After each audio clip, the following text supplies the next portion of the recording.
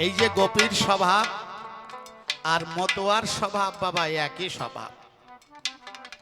গোপীর কথা বললেন, তাদের ভাবটা কি? দেহ অর্পণ, জীবন নয়ন। এই দেহ সেই কৃষ্ণের বলি, অর্থাৎ গোপীরা কৃষ্ণ চরণে দেহ মন প্রাণ জীবন যৌবন সকল কিছু একাকার করে করে সমর্পণ। নিজের বলে কিছু রাখে না, শোনেন যেমন কৃষ্ণের সঙ্গে ভাবে হয় প্রভু অভেদ মিলন, তেমনি ভাবে মতুয়া ভক্ত যারা হরি ভাবময়, এই হরিকে ভাবতে ভাবতে তারাও দেখো হয় সর্বময়। এই সর্বময় শ্রীহরিকে দেখে হয় শ্রীহরিতে মিলন। একবার হরি হরি বলুন আপনারা যত ভক্তবান। যখন ভাবতে ভাবতে শ্রীহরির সঙ্গে বেরা অভেদ মিলন হয়ে যায়, ওই যে গোপীর ভাব কৃষ্ণের সঙ্গে অভেদ মিলন, আর এখানে মতুয়ার ভাব শ্রীহরির সঙ্গে অভেদ মিলন। এখানে হচ্ছে মতুয়া বাবা, মাতোয়ারা থেকে মতুয়া। মো শব্দে আমি, তুয়া মানে তোমার বা তুমি, তুমি আমি নাই যেখানে, আমি শুধু তোমার মানে। এই জগতে গেলে তারা বাবা এই গোপীর ভজন জানে। আবার সেইভাবে যদি মতুয়া ভক্ত হয় ভাবময়, তবে তিনি খাটিয়া মতুয়া হবেন, দিলাম পরিচয়। আমার অনেক সময় হয়ে যাচ্ছে নাকি বাবা? একটা বিষয়কে পরিষ্কার করতে গেলে একটু সময় সাপেক্ষ। যারা জানেন তারা ভাবেন অনেক সময় লেগে যাচ্ছে, যারা বোঝে না গন্ডগোল করে তাদেরকে বোঝাইতে গেলে একটু সময় লাগেই বাবা। কারণ আমরা ভালো করে বলতে পারি না, তাই আমাদের ঘরের ছেলেমেয়েরা ভালো করে বুঝতেও জানে না। বলাটা যদি সুন্দর না হয় তাহলে বোঝাটা সুন্দর হতে পারে না বাবা। তাহলে সেই স্বরূপে মন মানে দেহের সঙ্গে দেহের কোনো সম্পর্ক থাকবে না, আত্মা দিয়ে পরমাত্মার সেবায় যুক্ত হবে। তাই হলে যেমন একজন খাঁটি গোপী হবে। গোপীরা আত্মা দিয়ে পরমাত্মার সেবায় যুক্ত থাকে, খাঁটি মতুয়া হলে তিনিও আত্মা দিয়ে পরমাত্মার সেবায় যুক্ত থাকে। আপনারা ভাবতে পারেন এই আবার কি উল্টো পাল্টা কথা কয়। আসলে উল্টো পাল্টা না বাবা, আমরা এই ঘরটা সম্পর্কে জানি না। বৃন্দাবনের লীলা শুনুন। কৃষ্ণ গোঠের মাঠে শ্রীদামকে বলছে আমি এই গোঠের মাঠে ভাত খাবো। শ্রীদাম বলছে ভাত পাবো কোথায়, এখানে লোকজন বাস করে না। কৃষ্ণ বলছে এই বান্ডিব বনের উত্তর দিকে কিছুটা হাঁটিয়ে যা, 100 ঘর মুনিরা সেখানে একটা কলোনি গড়িয়ে আছে, অনায়াসে ভাত পাবি শ্রীদাম গেলে তাদের কাছে। শ্রীদাম কলোনিতে গেল, দেখে সব ঋষিরা সত্যি সত্যি যজ্ঞে চলে গেছে আর ঋষি পত্নীরা রান্না করতেছে। শ্রীদাম ভাবলো কোন কম বয়সী ঋষি পত্নীর কাছে আমি অন্ন চাইব না, পেছনে আমার কলঙ্ক হইতে পারে। যদি কোনো বর্ষীয়সী মহিলা পাই তার কাছ থেকে অন্ন সেবা করে নিয়ে সেবা করব কৃষ্ণ প্রাণ কানাই। ঘুরতে ঘুরতে একটা বর্ষীয়সী মহিলাকে দেখলো। শ্রীদাম গিয়ে মা বলে ডাকলো, মা। মহিলা যদি শুনিল এই মা বলি শব্দ, শব্দেই রন্ধন ক্রিয়া হয়ে গেল জব্দ। মনে ভাবে মুনি ঋষি কারো ঘরে ছেলে মেয়ে নাই, কে মা বলিয়া ডাকলো আমাকে তারে দেখতে চাই। মহিলা পেছনে ফিরে তাকাইয়ে শ্রীদামকে দেখলো, জিজ্ঞাসা করলো, বাবা তোমার নাম কি? শ্রীদাম বলল আমার নাম শ্রীদাম। মহিলা বলল, বাবা সিদাম তো সংসারে অনেকের নাম, তুমি কোন সিদাম? সিদাম বলল, মা আমারে চিনতে পারলে না? হ্যাঁ, আমি কৃষ্ণ শাখা সিদাম। যেই বলেছে কৃষ্ণ শাখা সিদাম, মহিলা চিন্তা করছে বড় ভাগ্যবশে যদি তার দেখা পেলাম। অমনি টান টান হয়ে সাষ্টাঙ্গে করিছে প্রণাম। সিদাম একটু পিছিয়ে দাঁড়িয়ে বলছে, ও মা তোমার বয়স বেশি, তুমি আমাকে প্রণাম করলে আমি হব দোষী, তুমি আমাকে প্রণাম করো না মা। মহিলা উঠে বলছে, সিদাম আমি তোরে প্রণাম করি না। সিদাম বলছে, আশ্চর্য তো, তুমি আমার সামনে টান টান হয়ে প্রণাম দিলে আর আমাকেই বলছো আমাকে প্রণাম করো না? বলছে, না সিদাম। সিদাম বলছে, তাহলে কারে প্রণাম করলে মা? মহিলা বলছে, তুমি যে বললে তুমি কৃষ্ণ সখা, হ্যাঁ, বড় ভাগ্যবশে আজ পেয়েছি তোমার দেখা। সিদাম কথা নিও, যে প্রণাম দিলাম তোমারে, তুমি গিয়ে তোমার সখা কৃষ্ণের ধারে এই হতভাগিনী মায়ের প্রণামটা কৃষ্ণের চরণে পৌঁছাইয়ে দিও। সিদাম ভাবলো, বাহ, ভক্তি তো প্রচুর আছে, তাহলে এর কাছে আমি অবশ্যই ভাগ পাবো। আমি অপেক্ষা করি। মহিলার রান্না হয়ে গেল। মহিলা খুব ভক্তিতে থালা ভরে অন্ন ব্যঞ্জন নিয়ে চোখের জলে উঠে দাঁড়ালো। সিদাম সামনে এসে বলল, মা দাও তোমার এই অন্নের থালাটা আমার হাতে দাও। কেন? কৃষ্ণ অন্ন সেবা চেয়েছে কিনা, তাই এই তোমার অন্ন নিয়ে আমি কৃষ্ণ সেবা করব। দাও মা তোমার এই অন্নের থালাটা আমাকে দাও, সেবা করবে কৃষ্ণকে লেশো না। মহিলা বলছে, না রে সিদাম, আমার এই অন্নের থালা আমি তোর হাতে দেব না। দেবা না? না, সত্যি তোমার এই অন্নের থালা আমার হাতে দেবা না? মহিলা বলছে, না বললাম তো দেব না। সিদাম বলছে, মা কৃষ্ণ সেবার জন্য অন্নই যদি দেবে না, তাহলে এতক্ষণ যে ভক্তি দেখাইলে সব কি বাউতা ছিল? মহিলা দুই চোখের জলে কেঁদে কেঁদে বলছে, বাপরে সিদাম, আমি তোর কটু বাক্যে বড় ব্যথা পেলাম, তুই আমার মনের ভাব বুঝতে পারিস নাই। ও সিদাম, আমি কেন তোর হাতে অন্নের থালা দেব না জানিস? আমি এই অন্নের থালা নিয়ে কৃষ্ণের কাছে যাব। কৃষ্ণকে আদর করাই আমার, আদর করে কোলে বসাবো। আমি নিজের হাতে ভাত মাখাইয়ে কৃষ্ণের অধরে দিয়ে আমি কৃষ্ণ সেবা দেব। সিদাম বলছে, মা আমাকে ক্ষমা করো, আমি বুঝতে পারি না। সিদাম চিন্তা করছে, আমরা সখারা ভাবতাম আমরাই কৃষ্ণকে সবচাইতে বেশি ভালোবাসি, আমাদের চাইতে বেশি আর কেউ ভালোবাসে না। কিন্তু এই মহিলার যে ভালোবাসা কৃষ্ণের প্রতি, তার কাছে তো পরাজিত হলাম। তাই সিদাম মহিলার পেছনে রওনা হলো।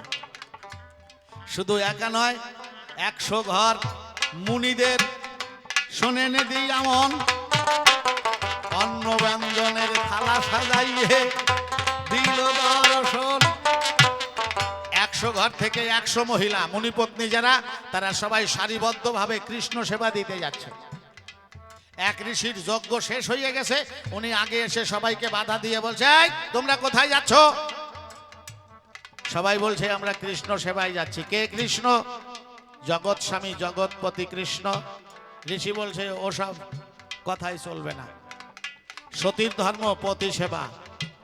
তোমরা ঋষি পত্নীগণ আমাদের ঘরের সতী, আর আমরা ঋষিরাই তোমাদের যার যার প্রাণপতি। তোমরা কেবল ঘরে বসে আমাদের সেবা করবা, কোথাকার কোন জগৎপতি কৃষ্ণ, তার সেবায় তোমাদের যেতে দেব না। যাও, ফিরে যাও। 99 জন মহিলা বলছে, ও ঋষি, আমরা সবাই তো তোমার বউ না, আমরা তোমার কথা শুনবো না। তোমার যদি দরকার হয় তোমার বউরে বাড়ি নিয়ে যাও, তারে কৃষ্ণ সেবায় যেতে দিও না, আমরা সবাই তোমার কথা শুনবো না। ঋষি রাগের আগে নিজের বউটাকে বাড়ি নিয়ে গিয়ে ঘরের মধ্যে ঢুকাইয়ে বাইরে থেকে দরজায় তালা দিয়ে বন্ধ করে তুলল। আর 99 জন মহিলা যারা কৃষ্ণ সেবায় গেল, ওই পথের পরে ঋষি পায়চারি করতে লাগলো। কিন্তু 99 জন ঋষি পত্নী যারা কৃষ্ণ সেবাতে যায়, অদূর হইতে সবাই জানো পরিষ্কার দেখতে পায় কোন মহিলা কৃষ্ণ সেবায় আগে এসেছিল।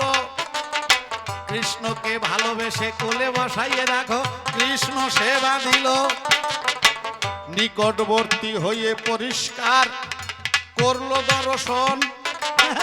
যে মহিলারে বাড়ি নিয়ে গিয়েছিল এই তো সেই জন, মানে যে ঋষি তার বউটারে কৃষ্ণ সেবা দিতে দেবে না বলে বাড়ি ধরে নিয়ে গেছিল, রাগে দেখাইয়ে সেই বউটাই আগে এসে সেবা দিচ্ছে।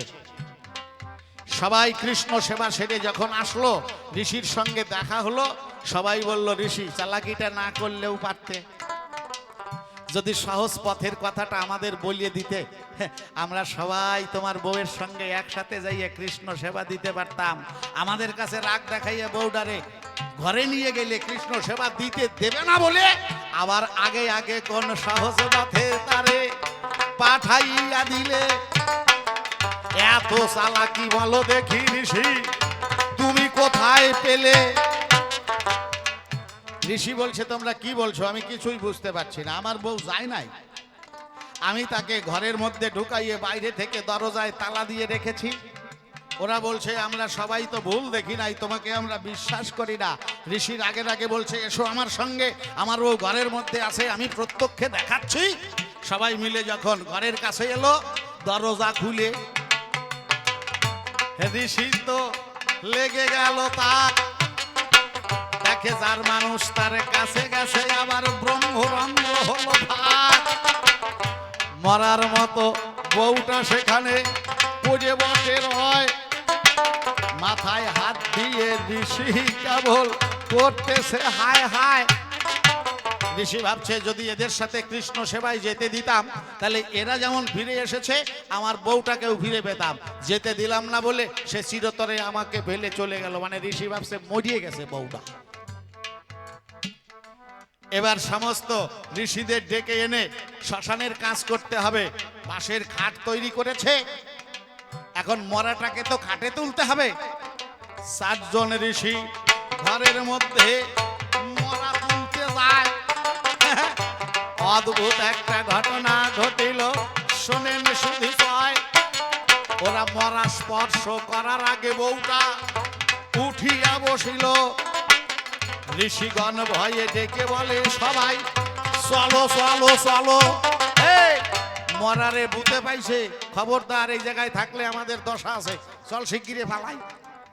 সব ঋষিরা পালাচ্ছে, সাথে নিজের স্বামীও দৌড়াইয়ে পালাচ্ছে। বউটা বলছে কি গো, সবাই দৌড়াইয়ে পালাতে পারে, তুমি যাও কেন? কই চুপ কর, তুই মরিয়ে গেছিস, তোরে ভূতে ধরছে। বউটা বলছে না গো না, আমারে ভূতে ধরে নাই। স্বামী ফিরে এসে বলছে বিষয়টা কি একটু বলতো? বলে বিষয়টা হচ্ছে বোঝার ভুল।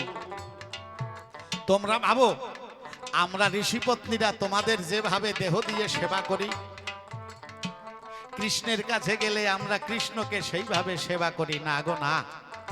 সেখানে আমাদের দেহের সঙ্গে দেহের সম্পর্ক নাই, আত্মা দিয়ে পরমাত্মার সেবা করি যে সবাই। তাহলে যেখানে আত্মা দিয়ে পরমাত্মার সেবা, দেহের সঙ্গে দেহের কোনো সম্পর্ক নাই বাবা। এরা সর্বময় কৃষ্ণকে দর্শনও করতে পারে, কৃষ্ণের সঙ্গে অভেদ মিলন হয়ে যায়। তেমনি মতুয়ার বাজারে বাবা জানকীর কথা আপনারা জানেন। জানকী কি করেছিল? কৃষ্ণচূড়া ফুলের মালা দিয়ে আমার হরিকে সাজায়। একবার হরি হরি বলুন আপনারা ভক্ত সমুদয়। স্বরূপে নয়ন দিয়ে জানকী বসা যদি ছিল, জানকীর মা সুভদ্রা ভাবে আমার মেয়ের কি হলো। মৃত্যুঞ্জয় ঘরে এলো, সুভদ্রা ডেকে কয় ওরে মৃত্যুনে তোর ভগ্নির কি হলো, দেখ না এই সময়। মৃত্যুঞ্জয় দেখে কিছুটা উপলব্ধি করলো, মাকে বলল মা আমি ঠাকুরকে একটু আনতে যাচ্ছি, ওরা কান্দি। মৃত্যুঞ্জয়ের স্ত্রী কাশীশ্বরী স্বামীকে ঠাকুর বাড়ি যাবার জন্য সবকিছু গুছিয়ে দিলেন। মৃত্যুঞ্জয় চলে গেল ঠাকুর বাড়ি, ঠাকুরকে প্রণাম করে বলল ঠাকুর তোমাকে এই সুন্দর কৃষ্ণচূড়া ফুলের মালা দিয়ে কে সাজালো? ঠাকুর বলছে মৃত্যুনে তোর ভগ্নী যমুনা এসেছিল, সেই তো আমাকে ভালোবেসে এই ফুলের মালা দিয়ে সাজিয়ে গেল। মৃত্যুঞ্জয় চিন্তা করছে, আমি তো জানকীকে বাড়িতে দেখে আসলাম, এর মধ্যে আবার এখানে এসে কখন ঠাকুরকে সাজাইয়ে গেল। মৃত্যুঞ্জয় বলছে, ঠাকুর চলো আমাদের বাড়ি। ঠাকুর বলছে, চল, দেরি করিয়ে দরকার নাই, আমি সঙ্গী পাচ্ছিলাম না, তাই তো তোকে আকর্ষণ করে এনেছি। মৃত্যুঞ্জয়ের নৌকায় ঠাকুর আর মৃত্যু নেই, দুইজনে বাবা করেছে গমন। বিলম্ব দেখে সহ্য হয় না মৃত্যুনের মায়ের মন।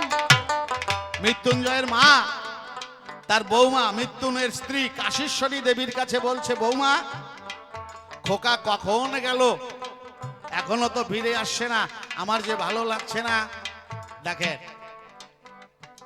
কাশীশ্বরী বলছে, মা আপনি উদ্বিগ্ন হবেন না, আমি এক্ষুনি দেখে আসছি তারা কোথায় আছে, কারণ আমার স্বামী জগৎ স্বামীকে আনতে গেছে, কোনো বিপদ হতে পারে না, কিন্তু কোথায় কি অবস্থায় আছে আমি আপনাকে এক্ষুনি এসে বলছি। মৃত্যুঞ্জয়ের স্ত্রী তখন ঘরেতে ঢুকিল, আসল করে স্বরূপে বাবা যখন নয়ন দিল, বল হরি বল হরি ভেসে নয়নে জলে, স্বরূপে নয়নে দিলে সোনের ভক্ত বলে, পরিষ্কার তার জগতের স্বামী আর তার স্বামীকে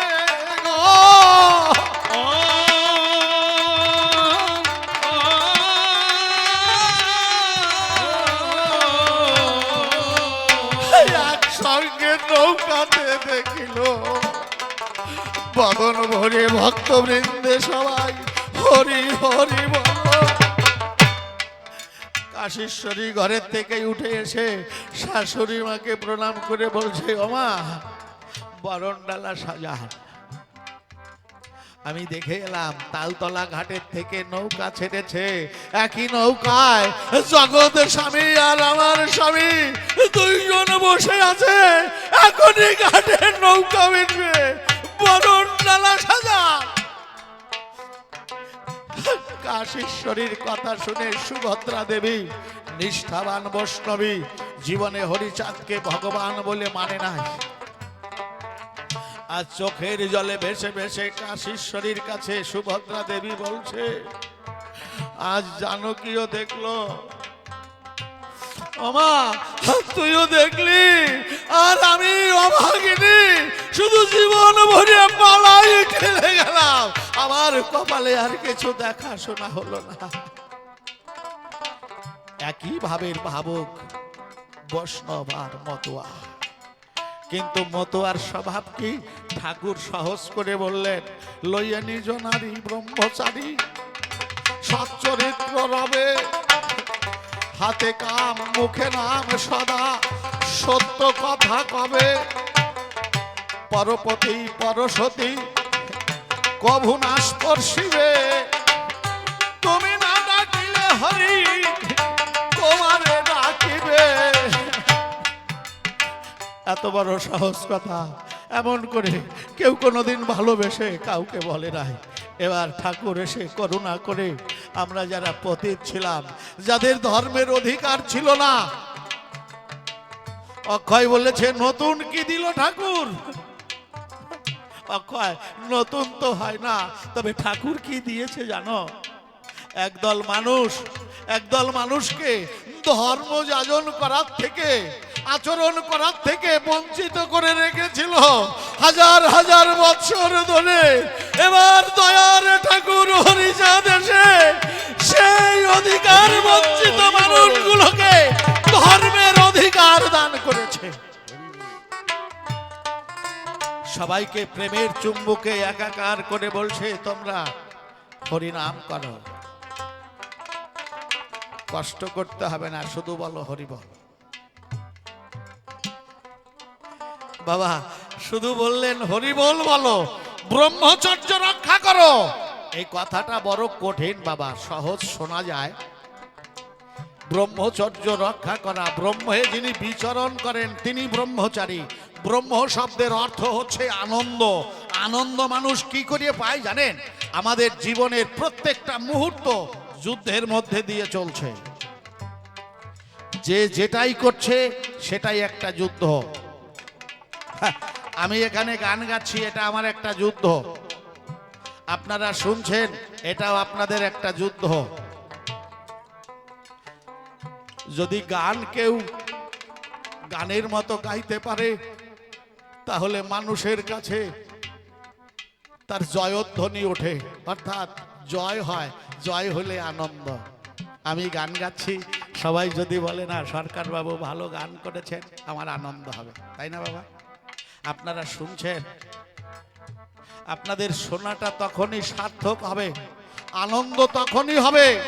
আপনার মনের মধ্যে যে দ্বিধা দ্বন্দ্ব বাসা বেঁধে আছে, যদি ভক্তি ভরে শ্রবণ করতে করতে সেই দ্বন্দ্ব, সেই প্রতিহিংসা, অন্ধকার যদি দূর হয়ে যায়, যদি শ্রীহরির জন্য ভক্তির উদয় হয়, তাহলে আপনার শ্রবণ সার্থক হবে, আপনার একটা জয় হবে, আপনার একটা আনন্দ হবে। আপনি ভাববেন বহুদিন পরে আজ গান শুনতে গিয়েছিলাম, আজ আমার বড় আনন্দ হয়েছে। তাহলে জয় লাভ করলে আনন্দ হয়। সংসারের সবচাইতে বড় যুদ্ধ কোনটা জানেন? আমরা যারা সংসার করি, স্বামী স্ত্রী একসঙ্গে থেকে নৈশ শান্তি নিকেতনে আমরা মহা আনন্দের ঘরে স্বামী স্ত্রী দুইজন মিলন হই, এটাও একটা যুদ্ধ।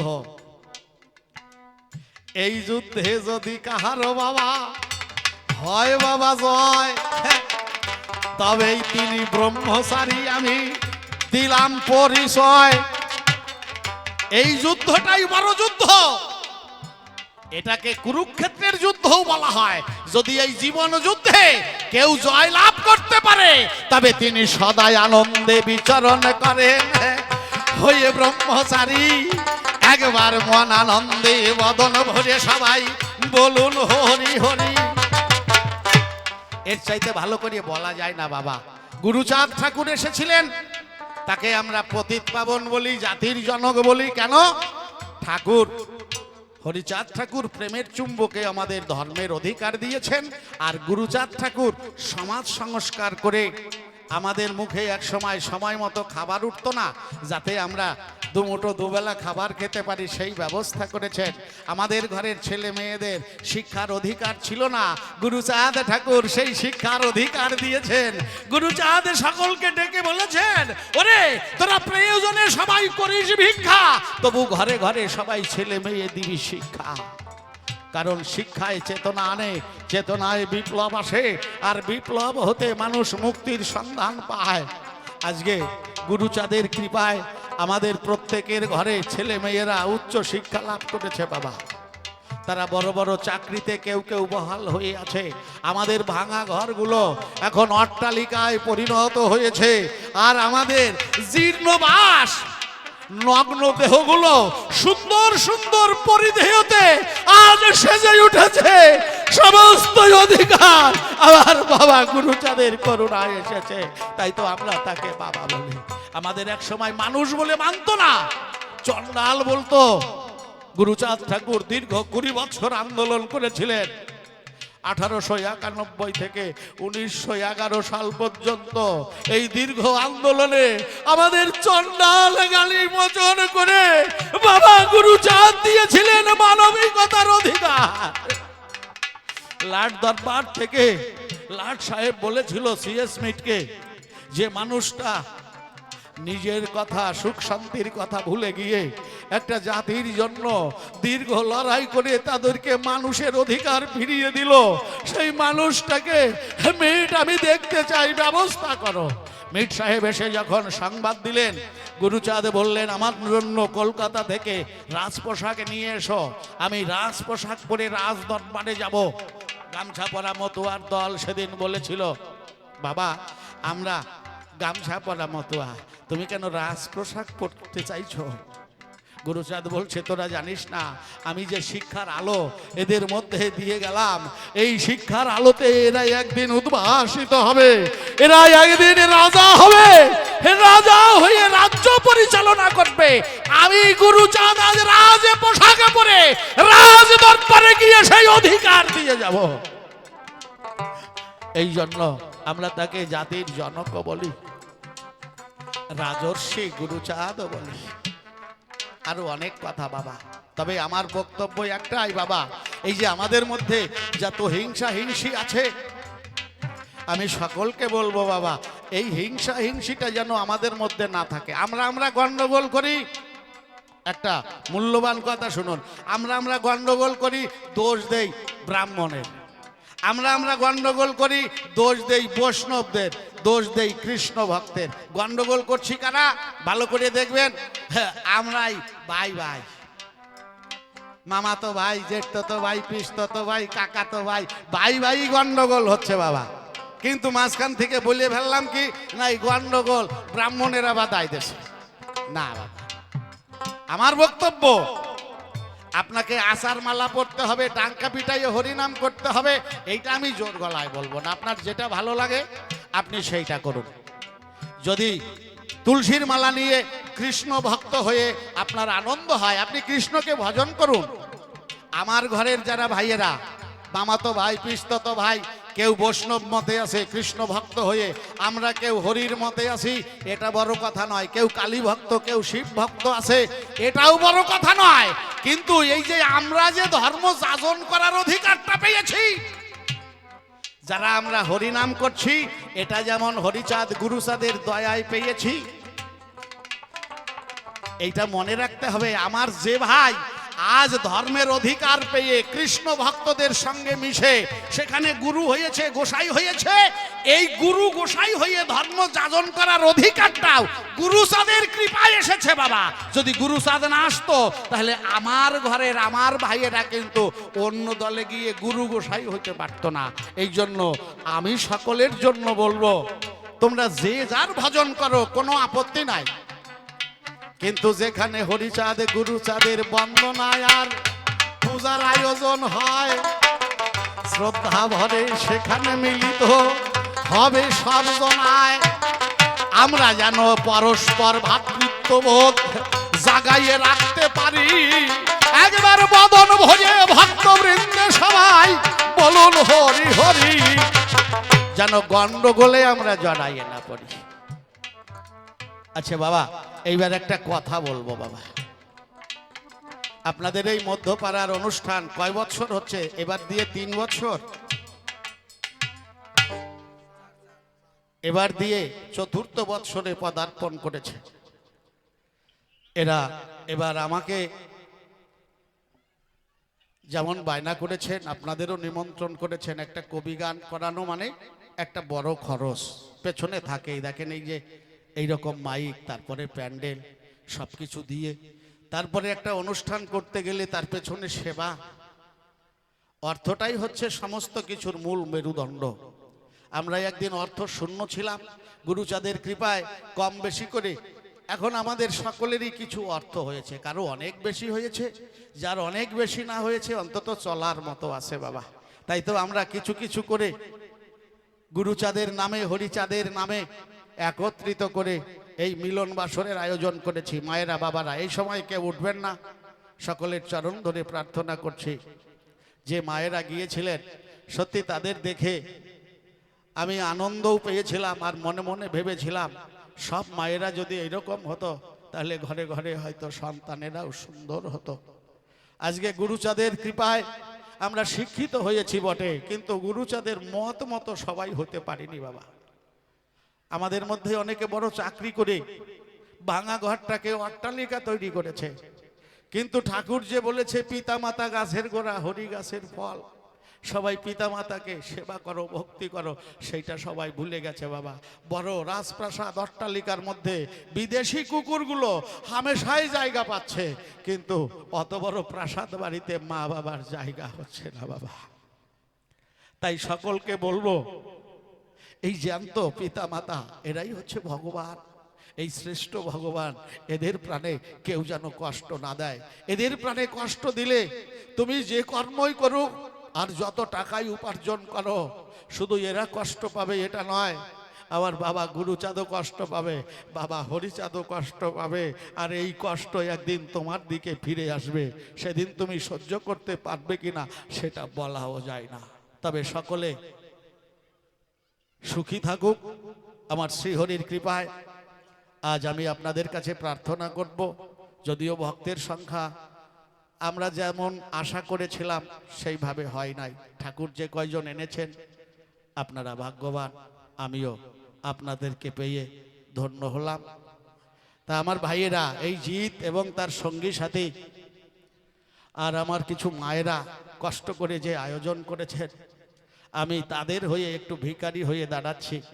বাবারা মায়েরা যারা আছেন সবার কাছে আমার প্রার্থনা রইল, যাদের কাছে আছে, যাদের নেই অপ্রস্তুত তাদের দিতে হবে না, চলে যাওয়ার কিছু নেই, লজ্জা পাওয়ারও কিছু নেই।